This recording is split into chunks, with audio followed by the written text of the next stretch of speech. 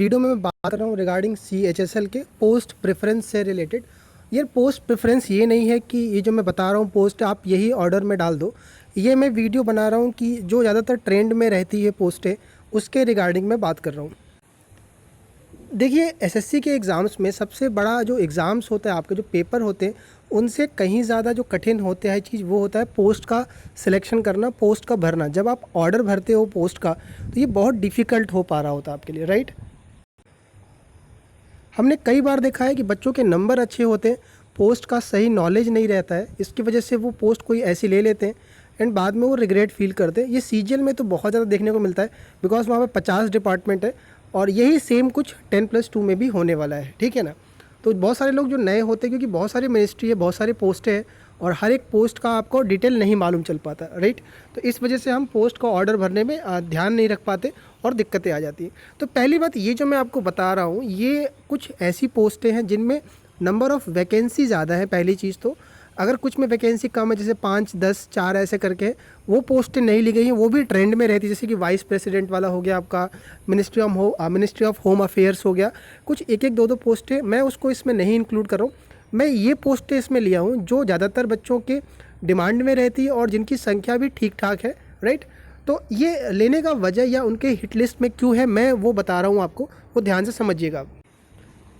जिन जिन लोगों का हो गया है 10+2 में, मैं आपसे रिक्वेस्ट करूंगा कि अभी से आप पोस्ट का डिटेल चालू कर दीजिए ढूंढना और आपका अपना ऑर्डर बना लीजिए, क्योंकि ये आपको आगे बहुत टाइम लेने वाला है। इतना आसान काम नहीं होता। आप सोचोगे जब डॉक्यूमेंट वेरिफिकेशन स्टार्ट होगा तब हम देख लेंगे, थोड़ा सा ये टाइम टेकिंग काम होता है, बड़ा कन्फ्यूज़न वाला काम होता है। देखिए पहला जो मैं पोस्ट लेने से पहले बता दूं, ये पोस्ट का डिटेल है, बहुत सारे लोगों को नहीं पता होगा, तो ये आप डाउनलोड करके हर एक पोस्ट की डिटेल देख लीजिएगा। अच्छा, कुछ लोग सोचेंगे कि यार मेरे नंबर ही इतने कम है तो क्या पता मिलेगा कि नहीं मिलेगा। यार आपके नंबर कितने भी हो, आप जब पोस्ट भरोगे तो ऐसा तो है नहीं कि अगर आपको मान लीजिए कि आपको मिनिस्ट्री ऑफ एक्सटर्नल अफेयर्स नहीं मिलेगा तो आप उसको नहीं भरोगे, भरोगे तो सारा नाप, तो आपको अपना ऑर्डर रखना पड़ेगा। कौन सी मिनिस्ट्री मिल जाए पता नहीं आपको ना, राइट। तो इस वजह से अपना ऑर्डर आप ठीक रखिए, राइट।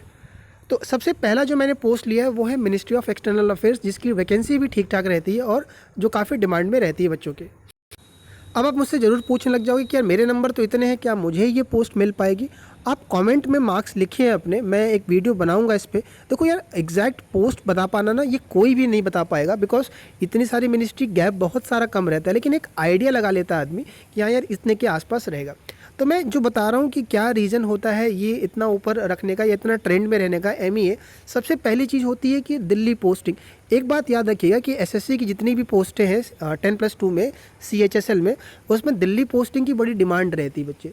चाहे वो बच्चा कहीं का भी हो, बिहार का भी हो, चाहे यूपी का हो, चाहे राजस्थान का हो, दिल्ली पोस्टिंग को लेके बड़ा रहता है। ये क्यों रहता है आपको अभी समझ में नहीं आएगा, जब डॉक्यूमेंट वेरिफिकेशन क्लियर होगा तो मैं आपको समझाऊंगा ये बातें।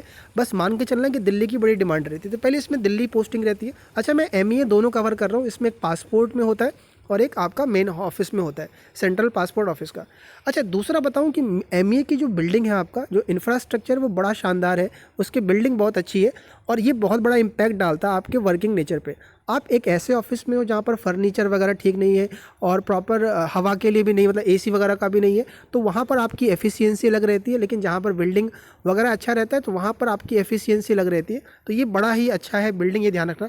बहुत सारी मिनिस्ट्री है जहाँ पर उतना अच्छा इंफ्रास्ट्रक्चर नहीं है, लेकिन बहुत सारी मिनिस्ट्री है जहाँ पर बहुत अच्छा है, तो ये ध्यान में रखना। एक ये भी है। दूसरी बात, अगर आप प्रमोशन होते हो, देखो वैसे LDC का प्रमोशन बहुत स्लो है, ये सब जान रहे होते हैं, लेकिन हम ये मान के चलते हैं कि अगर आप प्रमोशन सही से देते रहते हो तो आपकी जब SO की पोस्ट, मतलब जब आप ASO बनते हो, ASO वही बनोगे जब आप CGL निकालते हो। CGL के जो टॉप रैंकर्स होते हैं वो पहले ASO लेते हैं MEA की पोस्ट वाली। तो ASO करने के बाद आप 4-5 साल के बाद आप विदेश के लिए भी वो हो जाते हो, नॉमिनेट हो जाते हो, जा सकते हो विदेश के लिए भी। और वहाँ पर जब जाते हो तो सैलरी बहुत ज़्यादा हो जाती है, बेनिफिट्स बहुत सारे मिलते हैं आपको। तो ये बहुत ज़्यादा है जो MEA की तरफ बच्चों को अपनी तरफ खींचता है। तो पहले MEA है लिस्ट में बच्चों के। दूसरा आता है AFHQ। आर्म्ड फोर्स हेडक्वार्टर, ये बड़ा डिमांड में रहता है बच्चों के। उसका रीज़न है देखो दिल्ली पोस्टिंग, पहली बात तो एक देखो डिफेंस का जिसमें भी लगा रहता है बहुत सारे लोगों को अपनी तरफ ये अट्रैक्ट करता है डिफेंस वाला, राइट। तो एक तो ये है आपका। दूसरा डिफेंस में एक डिफेंस की कैंटीन कार्ड मिलती है, CSD कार्ड कहते हैं उसको, है ना। और CSD कार्ड से आप सामान खरीद सकते हो, ग्रोसरी का सामान खरीद सकते हो, उसकी एक लिमिट होती है और ये भी बहुत सारे लोगों को अट्रैक्ट करती है अपनी तरफ, है ना। तो एक तो ये तो डिफेंस का लगा होता है, दूसरा आपका कैंटीन कार्ड, कुछ बेनिफिट्स हैं डिफेंस वाले, और एक डिफेंस के साथ काम करने का लोगों को रहता है कि यार हाँ वहाँ पर हम आर्मी वो रक्षा मंत्रालय में है, तो ये बड़ा रहता है। लेकिन कुछ इसके ड्रॉबैक्स भी, अभी मैं उस पर बातें नहीं कर रहा हूँ क्योंकि जो लोग काम करते हैं AFHQ में बहुत सारे उसके बताते हैं, नेगेटिव एस्पेक्ट बताते हैं। हर एक चीज़ के पॉजिटिव नेगेटिव दोनों होते हैं, ये हम जानते हैं कि जैसे वहाँ पर आपका स्मार्टफोन अलाउ नहीं होता है आपका, राइट, और थोड़ा सा स्ट्रिक्टनेस बहुत ज़्यादा है वहाँ पर, है ना। तो वो है भी, ज़रूरी भी है, डिफेंस का मामला है वहाँ पर, और सोशल रिस्पेक्ट है आपका डिफेंस के साथ में। तो ये कुछ है जो AFHQ की तरफ बच्चों को खींचती है, बच्चे इसके पीछे लगे रहते हैं। वैकेंसी भी ठीक ठाक है और इसकी डिमांड भी है। तीसरी पोस्ट की करने से पहले मैं आपको बता दूं कि यार चैनल पे अगर आपको वीडियोस कंटेंट अच्छा लग रहा है, हो सकता है आप मुझे पहली बार देख रहे होगे, अगर आप CHSL के होगे, जो लोग CGL के हैं वो मुझे बहुत अच्छे से जानते हैं। CGL 18 पूरा कवर किया हुआ है, हर एक पोस्ट की मैंने डिटेल निकाल के दी थी, सब कुछ बताया था आपको। अगर आप CHSL के हो, कोई भी इन्फॉर्मेशन कोई भी डिटेल चाहिए, चैनल को सब्सक्राइब कर रखना बच्चे, और ये टेलीग्राम चैनल नीचे है, उसको जरूर ज्वाइन कर रखना। जब डॉक्यूमेंट वेरिफिकेशन आएगा तो मैं आपकी पूरी हेल्प करने वाला हूँ किसी भी पोस्ट से रिलेटेड, राइट, क्योंकि उस टाइम पर हो सकता है मैं बिजी हो जाऊँ। अभी कोई डिटेल चाहिए होगा आप बात करिएगा, कोई दिक्कत नहीं है ना। चलिए अगली पोस्ट जो है वो है CBI, और मैं IB दोनों को एक साथ लेके चल रहा हूँ क्योंकि ये भी बड़ा डिमांड में रहती है। कारण सब जान रहे होते हैं कि इसकी जो सोशल मार्केट में जो इज्जत है वो लेकर के। सेंट्रल ब्यूरो ऑफ इन्वेस्टिगेशन और इंटेलिजेंस ब्यूरो, ये बच्चों का ड्रीम रहता है इसमें काम करने का। लोगों का सपना रहता है कि मुझे, जैसे कुछ लोग CGL देते तो वो सीधा आंख बंद करके कुछ नहीं सिर्फ CBI की बातें कर रहे होते। इसके अप डाउन से नीचे जब जॉब में जाओगे आप तब समझ में आएगा कि इसमें कुछ है। लेकिन अभी हम बात कर रहे थे कि अभी जब आप जाने वाले हो तब आपके दिमाग में क्या रहता है, मैं उसको लेके बात कर रहा हूँ। तो CBI और IB में सबसे पहली चीज़ डिपार्टमेंट जो आपका होता है, इसमें काम करने का आपका सपना है। रेपुटेशन बहुत ज़्यादा है CBI की, सब जान रहे होते हैं। अगर आप LDC भी हो तो कोई LDC नहीं बताता है, सीधा बताता है कि मैं CBI में या मैं IB में काम कर रहा हूँ। तो ये बहुत बड़ा इम्पैक्ट पड़ता है, आपके बहुत सारे काम ऐसे ही हो जाते हैं, है ना। दिल्ली में पोस्टिंग है, CBI हेडक्वार्टर है आपका दिल्ली में है, वहाँ पे पोस्टिंग होती है। IB की भी हेडक्वार्टर दिल्ली में है, वहाँ पर पोस्टिंग होती है आपकी, है ना। और इसमें आपका एक सिक्योरिटी अलाउंस मिलता है जिसमें रिस्क फैक्टर ज़्यादा होता है, उसमें आपका एक अलग से जो मतलब सैलरी के साथ एक सिक्योरिटी अलाउंस मिलता है, तो वो आपका थोड़ा सा सैलरी बढ़ा देता है। ये कुछ बातें हैं खास CBI की रिगार्डिंग और IB के रिगार्डिंग जो बच्चों को अपनी तरफ अट्रैक्ट करता है। बात करते हैं चौथे पोस्ट की। देखो चौथा पोस्ट जो मैंने लिया है वो मिनिस्ट्री ऑफ हेल्थ लिया है। हो सकता है कि आपके लिस्ट में ना हो, थोड़ी वैकेंसी ठीक ठाक है इसकी। और मिनिस्ट्री ऑफ हेल्थ के पीछे का मैं बताऊं, देखो बहुत सारी मिनिस्ट्री है, बहुत सारी मिनिस्ट्री आपकी लिस्ट में होगी। मैंने वही मिनिस्ट्री ली जिसमें वैकेंसी ठीक ठाक है और बच्चों की लिस्ट में रहता है ये पोस्ट। मिनिस्ट्री ऑफ हेल्थ की सबसे बड़ी जो खास बात है वो ये है कि इसमें आपको एक हेल्थ कार्ड मिलता है जो कि कैशलेस होता है। क्योंकि देखो एक तो सेंट्रल गवर्नमेंट के अगर आप एम्प्लॉय हो, किसी भी मंत्रालय में जॉब करोगे आप, तो एक आपका वो क्या ना मेडिकल का कार्ड बनता है, उसको कहते हैं CGHS card, central government health scheme का होता है। वो आपके सैलरी से कटता है, सारे सेंट्रल गवर्नमेंट के लिए होता है, लेकिन वो कैशलेस नहीं होता। उसका मतलब जो भी बिल बनता है वो आपको रिम्बर्स कराना पड़ता है, लेकिन इसमें आपका कैशलेस होता है। ये बहुत बड़ी चीज़ होती है। और मेडिकल का क्या चल रहा है सीन आपको पता है इस टाइम पे, राइट। तो ये बहुत अच्छा लगता है मुझे।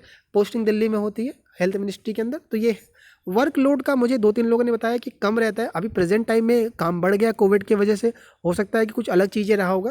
लेकिन जब मैंने बात किया था, लास्ट ईयर बात हो रही है मेरी, तो उस टाइम पे तो ठीक था, कोई दिक्कत नहीं। अभी का मैं कुछ वर्कलोड को लेकर नहीं कह सकता, लेकिन ओवरऑल देखा जाए तो वर्कलोड कम ही रहता है इसके अंदर, राइट। तो ये भी हिट लिस्ट में रहती है बच्चों के। पाँचवा जो मैंने लिया है वो CGDA को लिया है। CGDA जो आपका होता है, CGDA की खास बात ये है बच्चे कि इसमें भी आपका डिफेंस का लगा होता है, controller general of defence account. ये डिफेंस का जितने भी डिफेंस पर्सनल उसका अकाउंट्स देखती है, राइट। और CGDA में सबसे बेस्ट जो चीज़ लोगों को लगती है वो लगती है इसमें कि इसमें आपका जो फैसिलिटी आपका है, मतलब डिफेंस का आपका, ये देखो सबसे बड़ी बेनिफिट जो मुझे दिखता है CGDA का, क्योंकि मेरा खुद इस पोस्ट पर सिलेक्शन हुआ है, ऑडिटर की पोस्ट पर हुआ, मैं CGL से सेलेक्ट हूँ इसे CGDA में। जो सबसे खास बात ये है कि देखो इसकी ऑफिसेस अगर आप बात करोगे सिंपल सा टर्म में, तो पूरे ऑल इंडिया में है आपके, राइट। आपको यहाँ पर कि एक सिटी में अगर आप छोटे जगह से भी हो तो इसके ऑफिसेस मिल जाएंगे। कैंट कमांड बहुत जगह पर इसके होते हैं।